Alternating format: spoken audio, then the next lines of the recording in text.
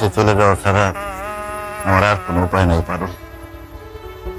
একজন প্রবাসীর জন্য প্রবাসটাই তার আসল ঠিকানা। আমি জানতাম আপনি দেশে থাকতে চাইলে কেউ রাজি হবো না, কিন্তু জানেন আপনি যে কতদিন দেশে ছিলেন আমার মনটা অনেক বড় ছিল।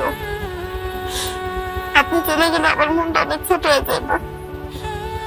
ঘরের মধ্যে একলা বন্ধু থাকুন সারাদিন, আপনার নিয়ে সারাদিন দুশ্চিন্তা করুন। তারপর আম্মা সারাদিন আমার কত কথা শোনাইতে থাকে, খালি আপনি বাড়িতে আসেন কেমন কিছু কয় না। আপনি যায়েন না, সৌদি আরবের বাচ্চার কোম্পানিতে আপনার চাকরি করানোর দরকার নেই। দরকার আমরা না খেয়ে থাকুন, তাও আপনি যায়েন না, আমার কাছেই থাকেন। আমি কোনো বাচ্চার বড় কোম্পানিতে চাকরি করি